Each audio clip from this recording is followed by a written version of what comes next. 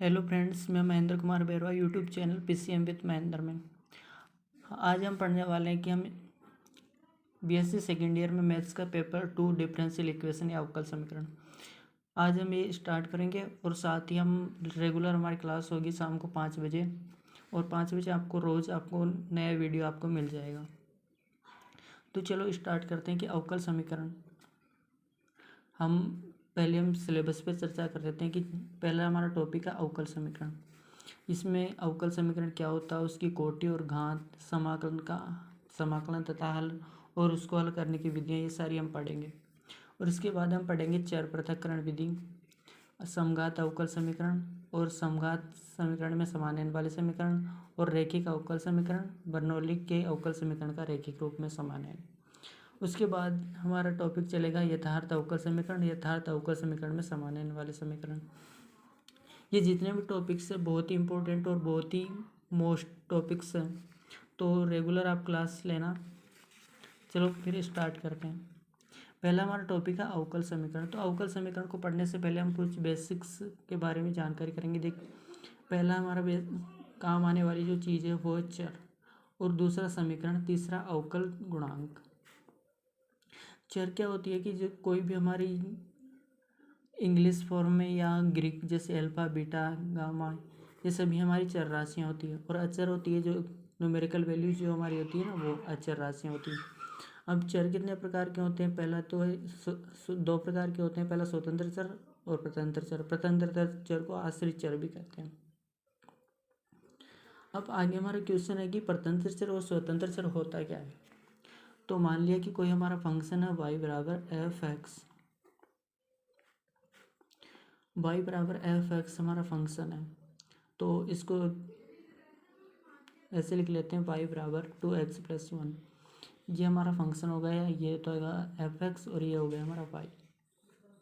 तो अब देखो y का मान किस पर डिपेंड करेगा? x पर। जैसे x का मान हम 0 रखेंगे तो 1 आएगा y का मान। तो x का मान जितना भी रखने के बाद y का मान हमारे पास आएगा। तो y किस पर डिपेंड है?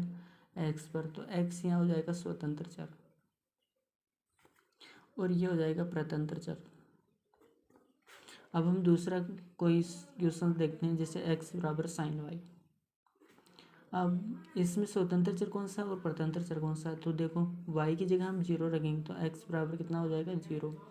तो y का जो मान है वो उसको हम कितना भी रखने पर उसके बाद ही x का मान चेंज होगा। तो x का मान यहाँ पर y पर डिपेंड है। तो जो फलन होगा उसके हिसाब से हमारा ये चलेगा। तो ये हमारा हो जाएगा स्वतंत्र चर और ये हो जाएगा प्रतंत्र चर। जो जिस पर डिपेंड करता है, जैसे अभी एफ एक्स है हमारा, यदि ये एक्स ये वाई एक्स पर डिपेंड करता है तो ये हो जाएगा प्रतंत्र चर और ये होता है स्वतंत्र चर। अब आगे हम बात करने वाले हैं समीकरण के बारे में। समीकरण होता है क्या है कि जिसमें स्वतंत्र चर भी हो और प्रतंत्र चर भी हो और साथ ही उनके बीच में संबंध हो तथा बराबर का निशान हो। तो स्वतंत्र चर, प्रतंत्र चर और संबंध और साथ ही इक्वल टू का निशान। तो हमारा जी इसकी परिभाषा डेफिनेशन उसको हो जाएगी, वो होगी स्वतंत्र चर और प्रतंत्र चर के बीच संबंध होता है तथा बराबर का निशान होता है तो वो समीकरण कहलाता है। जैसे x² + 2y = 1। तो यहाँ जो +1 है ये तो हो जाएगा संबंध। x² स्वतंत्र चर हो गया, y प्रतंत्र चर हो गया, इक्वल टू का निशान जो हमारा हो गया, इक्वल टू का निशान ये रहा। तो इस प्रकार ये समीकरण हो गया। अब दूसरा हम समीकरण कोई भी देख लेंगे कि y² + 2y + x = 1। तो इसमें ये प्रतंत्र चर होगा, ये प्रतंत्र चर और ये स्वतंत्र चर, इक्वल टू का निशान और प्लस। तो ये समीकरण कहलाता है। ये हमारे समीकरण की पहचान हो गई। अब इसके बाद हम बात करेंगे आश्रित चर के अवकल गुणांक।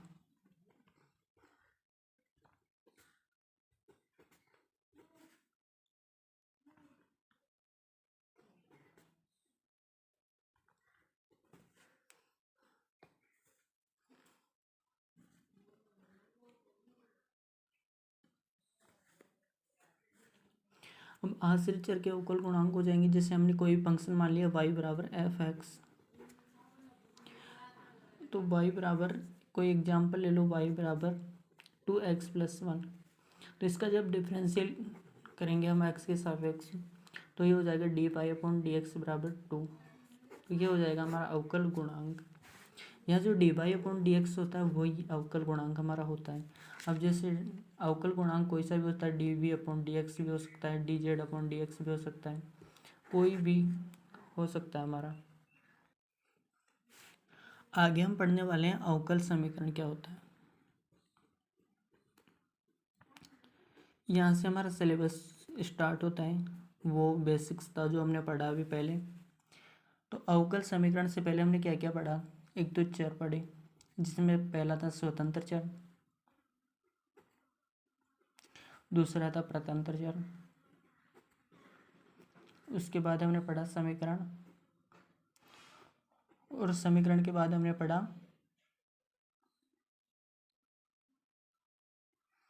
आश्रित चर का अवकल गुणांक।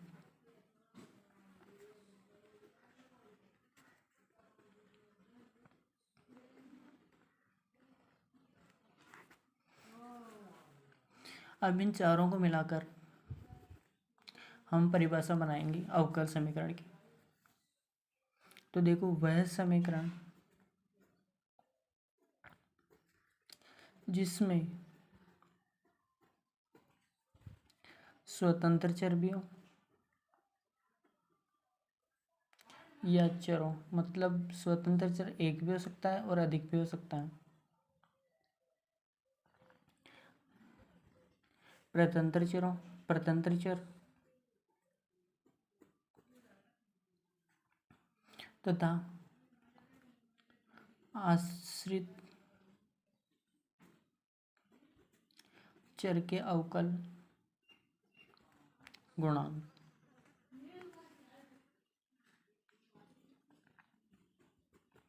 आश्रित चर के अवकल गुणांक भी हो तो अवकल समीकरण कहलाता है।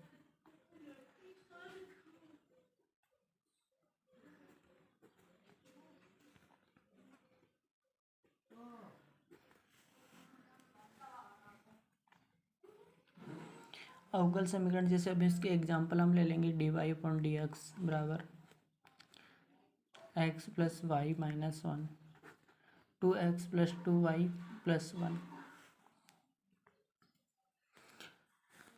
अब देखो, हमें रटना नहीं है, कैसे हमने परिभाषा बनाई है उस हिसाब से हमें याद करना कि वह समीकरण जिसमें स्वतंत्र चर भी हो और प्रतंत्र चर भी हो, आश्रित चर के अवकल गुणांक भी हो, समीकरण कहलाता है। अब देखो, इसमें समीकरण भी है, ये इक्वल टू का निशान है, संबंध है, प्रतंत्र चर है, स्वतंत्र चर है, तो ये समीकरण भी है। और अवकल गुणांक भी है, तो अवकल गुणांक ये रहा dy/dx। तो ये एग्जाम्पल हो गया हमारा। इसके और एग्जाम्पल, ये देखो, हमारा अगला एग्जाम्पल है dy/dx बराबर √x+y²। और तीसरा जो हमारा x dz/dx plus y ∂z/∂y बराबर nz। आगे हम बात करने वाले हैं अवकल समीकरण का पहला पार्ट, साधारण अवकल समीकरण।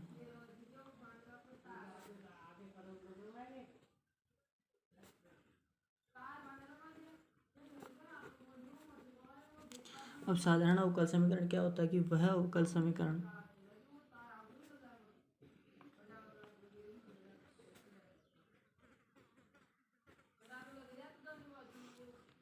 जिसमें अवकल गुणांक केवल एक ही चर के सापेक्ष हो, साधारण अवकल समीकरण कहलाता है। जैसे अभी हमारा एग्जाम्पल हमने पहले लिया था, वही dy/dx बराबर x+y-1 अपॉन x+y+1। अब यहाँ पे देखो, प्रतंत्र चर हो गया y और स्वतंत्र चर हो गया हमारा x। तो ये जो प्रतंत्र चर है उसका अवकल गुणांक स्वतंत्र चर एक ही के सापेक्ष है। ये हमारा समीकरण हो गया एक, और एक नंबर न दे तो चलेगा वो तो। तो यहाँ हमारा साधारण अवकल समीकरण क्या होगा, जिसमें एक के सापेक्ष हो, प्रतंत्र चर का अवकलन एक के सापेक्ष हो।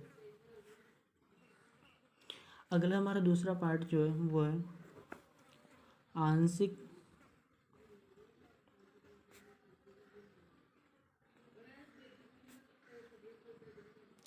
अवकल समीकरण।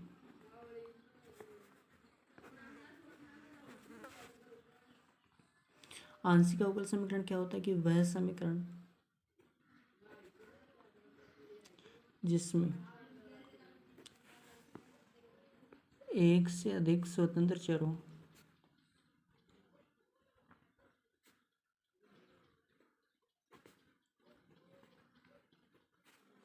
तथा अवकल गुणांक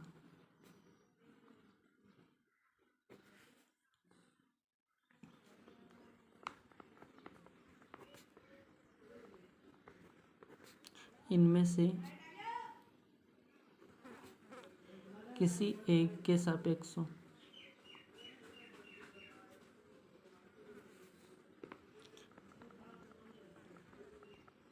आंशिक अवकल समीकरण कहलाता है।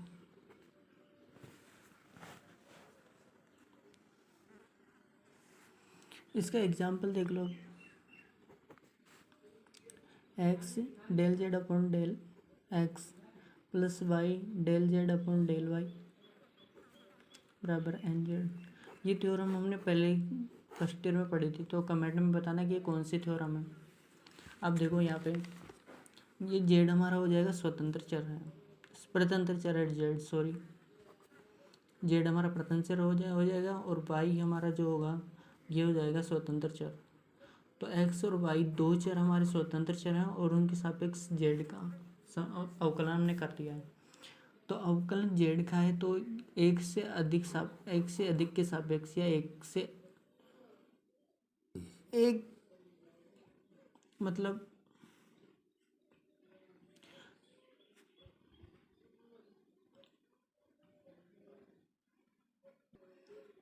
मतलब अवकल गुणांक एक है, जो हमारा प्रतंत्र चर है वो एक है और स्वतंत्र चर एक से अधिक के सापेक्ष हमारा ही है। तो रोज़ हमारी 5 बजे हमारी रोज़ क्लास होगी और साथ ही आपको पीडीएफ में नोट्स आपको पूरे प्रोवाइड करवाए जाएंगे। हमको नीचे पीडीएफ का लिंक दिया, वहाँ से आप पीडीएफ डाउनलोड कर सकते हैं। और लाइक शेयर सब्सक्राइब करना ना भूलें और साथ ही कमेंट करना तो बिल्कुल ना भूलें। Thank you.